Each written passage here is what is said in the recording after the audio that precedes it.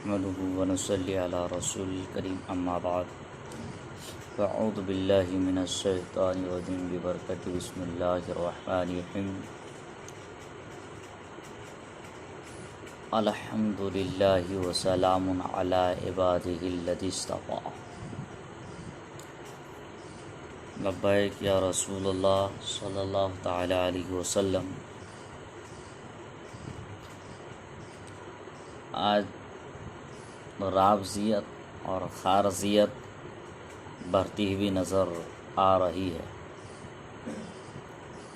یہ سہیل چشتی ہو یا کامران چشتی ہو یا عبید اللہ خان اعظمی ہو یا نجس طاہر الپادری ہو، وہ کتاب اٹھا لے، مکتوبہ شریف مکتوبہ نمبر 251 پر مجدد الفسانی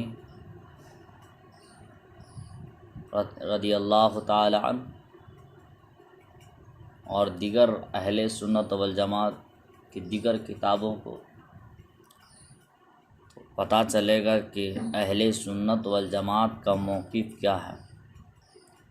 اہل سنت والجماعت برحق ادب اور محبت کا نام ہے،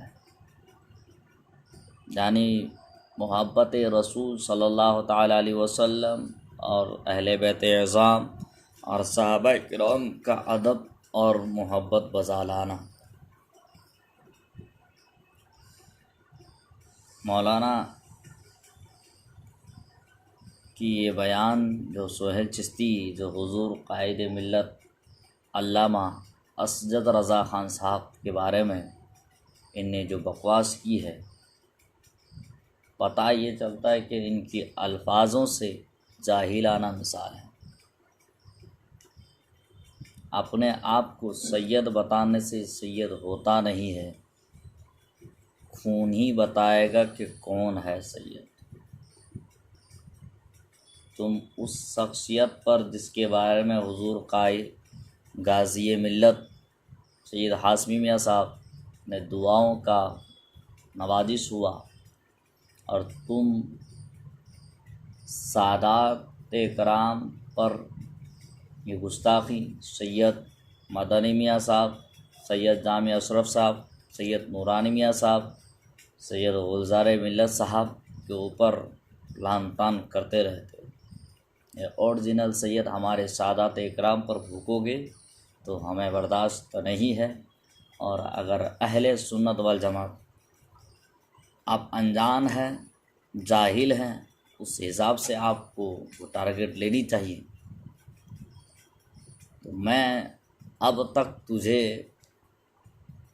یہ کئی وار کر چکا ہوں اور ابھی بھی تجھے دیتا ہوں۔ سہیل چشتی، تو اپنے آپ کو کوفے میں بیٹھ کے نہیں، کتابوں کے دلائل پر آ جاؤ۔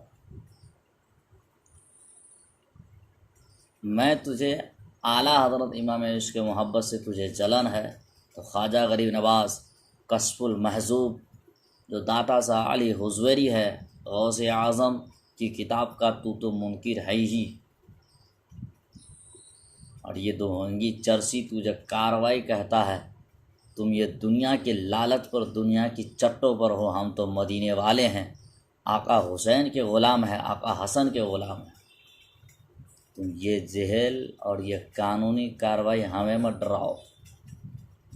ہم تو جہل میں بھی رہ کر بھی کہیں گے لبیک یا رسول اللہ، باہر بھی رہیں گے تو بھی لبیک یا رسول اللہ۔ گفتگو زیادہ طویل کرنے سے نانجان لوگوں کے لیے میں فضولی سمجھتا ہوں، ان سب چیزوں سے باز آ جاؤ۔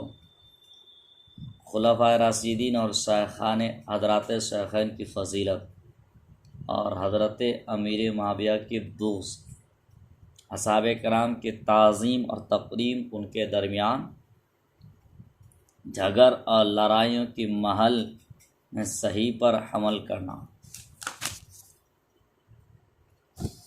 اس کے متعلق سے بیان ہے کہ حمد و صلات تبلیغ دعوت کے بعد میرے سعادت مند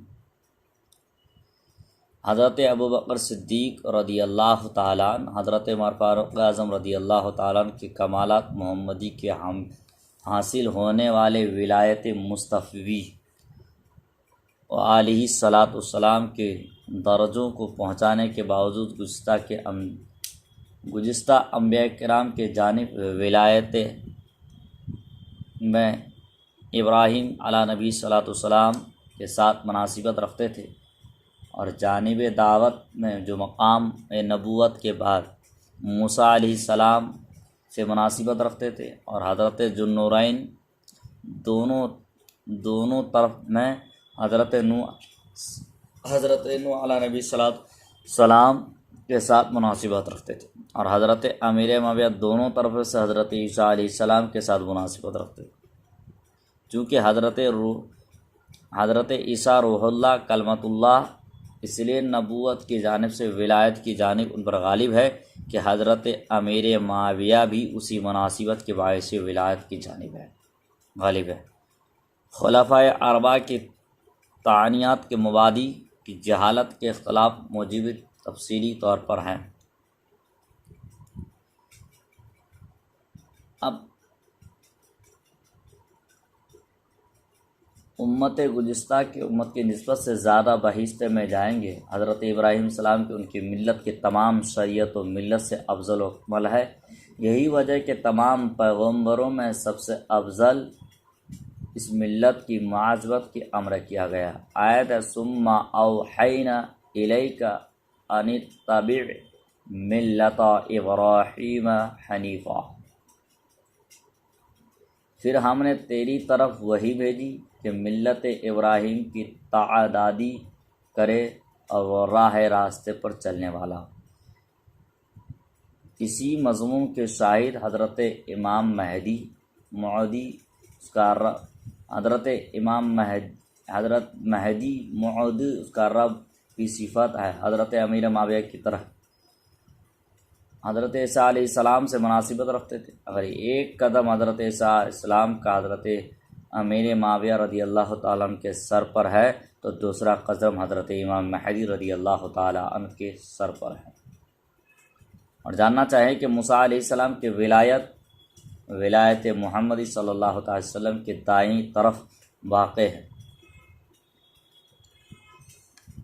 تو اب اس طریقے سے حضرت امیر معاویہ کتنی ساری دلیلیں ہیں۔ صدیق اکبر پہلا خلیفہ ہیں۔ اگر یہ لوگ کہلاتے ہیں کہ شیخین کا حاصل کرنا یہ دونوں بزرگوں کو اپنے بزرگوں کی کہلانی ہے کی وجہ سے ہے، ان کے فضائل کے ساتھ موصوف ہے۔ حضرت نبی کریم صلی اللہ تعالی علیہ وسلم نے فرمایا لو کان بعدی نبی لکان عمر، اگر میرے پیچھے کوئی نبی ہوتا تو البتہ عمر ہوتا۔ تم ان سیاہ مردود اور ملعون اور جہنمی کتوں جو نبی بلکہ 11 کو نبی مانتا ہے، حضرت علی کو خدا تک مان لیتا ہے، تم مشرک عقیدے کے پیچھے چلو، قادیانیت کے فرقے پر چلتے ہو۔ سہیل چشتی ہوش میں آ۔ امام غزالی رحمۃ اللہ علیہ نے لکھا کہ حضرت فاروق اعظم کے ماتم پرسی کے دنوں پر حضرت عبداللہ بن عمر نے صحابی رسول کے مجلس میں کہا ماتا تسعۃ اعصار العلم، آج تو 9 حصے میں علم فوت ہوا۔ بعض اس معنی کے سمجھنے میں متوقف ہے، کہا کہ میرے مراد علم سے ہے باللہ، نہ کہ علم ہے۔ حضرت صدیق اکبر کی نسبت سے کیا بیان کیا جائے؟ حضرت عمر فاروق اعظم کی تمام نیکی ان کے ایک نیکی کے برابر ہے۔ صادق رسول صلی اللہ تعالی وسلم نے اس نسبت سے خبر دی۔ حضرت عمر فاروق اعظم حضرت ابوبکر صدیق سے کمی سے زیادتی حضرت ابوبکر صدیق پیغمبر محمد صلی اللہ تعالی علیہ وسلم۔ اب جب صدر اول میں ان کی افضلیت صحیح ہو چکی ہے، چنانچہ امام بخاری رحمۃ اللہ علیہ ابن عمر سے روایت کی کہ قال کن فی زمان نبی صلی اللہ تعالی علیہ وسلم. بخاری شریف حضرت امام بخاری فرماتے ہیں، سن لے اگر بھی مدرسہ گیا ہو تو. قال کن فی زمان نبی صلی اللہ تعالی علیہ وسلم لا نعدل بأبی بکر احد ثم عمر ثم عثمان ثم تنرک اصحاب النبی صلی اللہ تعالی علیہ وسلم لا نفاضل بینہم. ابن عمر رضی اللہ تعالی عنہ نے فرمایا کہ ہم نے نبی کریم صلی اللہ تعالی وسلم کے زمانے میں کسی کو ابو بکر پھر عمر پھر عثمان برابر نہیں سمجھتے تھے. پھر ہم نبی کریم صلی اللہ علیہ وسلم کے اصحاب کو چھوڑ دیتے ہیں تو پھر ان کے درمیان ایک دوسرے کو فضیلت نہ دیتے. یہ بخاری شریف کی حدیث. تم جو گستاخیاں کرتے ہو صحابہ کرام کے بارے میں، امام ربانی مجدد الفسانی اس کے بارے میں دیکھیے کتنی حدیثیں موجود ہیں. طبرانی میں حضرت ابن عباس رضی اللہ تعالیٰ عنہ روایت کی کہ رسول کریم صلی اللہ علیہ وسلم من سب اصحابی فعلیہ لعنت اللہ والملائکۃ والناس اجمعین.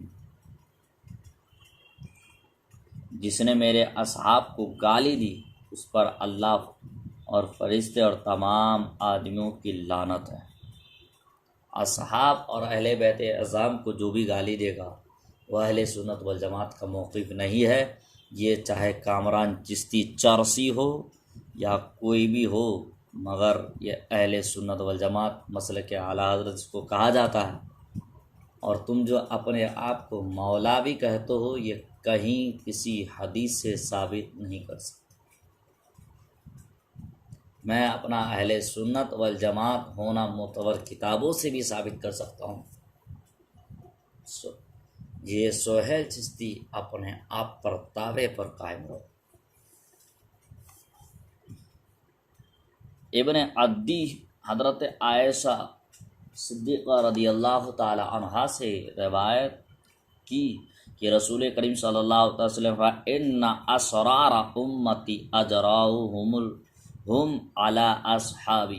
میری امت میں سے بدترین وہ لوگ ہیں جو میرے اصحاب پر دلیر ہیں.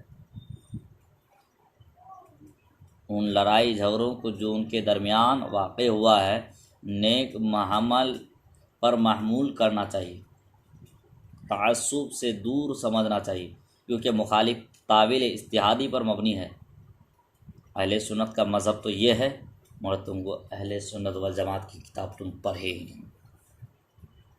لیکن جاننا چاہیے کہ حضرت امیر اکرم اللہ کے ساتھ لڑائی کرنے والا خطا پر تھا اور حق امیر کی طرف تھی. لیکن چونکہ یہ خطا اجتہادی کی طرف ہے، اس سے ملامت سے دور اور اس سے دور رہنی چاہیے. صارح یعنی میر سید شریف علی بن محمد جوزانی مطافی، شیخ ابو بکر سبلی ابو سقوری سلمی نے تحمید میں تصریح کرتے ہیں کہ اہل سنت والجماعت اس بات پر ہے کہ معاویہ رضی اللہ تعالیٰ عنہ ان کے تمام اصحاب جو ان کے ہمراہ تھے سب خطا پر تھے، لیکن ان کی خطا اجتہادی تھی. شیخ ابن حجر سواقی میں کہا کہ حضرت امیر معاویہ اور امیر کے درمیان جھگڑ روئے اجتہاد کے ہوئے ہیں. ان کے قول کو اہل سنت والجماعت کے معتقدات سے فرمایا ہے.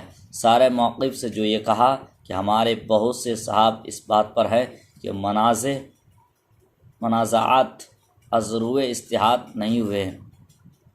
معلوم نہیں کہ صحاب اس کی مراد کون سا گروہ ہے، جبکہ اہل سنت والجماعت اس کی برخلاف حکم دیتے ہیں. یاد رکھنا، اہل سنت والجماعت یہ نہیں کہتا ہے کہ کسی صحابہ کو گالی دیا جائے، اور اگر کسی تو حضور قائد ملت علامہ حسرت رضا صاحب یا سید گلزار ملت پر بھوکے گا تو یاد رکھنا تجھے جلیل و خوار ہوتا ہوا نظر آئے. نبی کے آل پر تو بھوکتا ہے، شرم آنی چاہیے تجھے.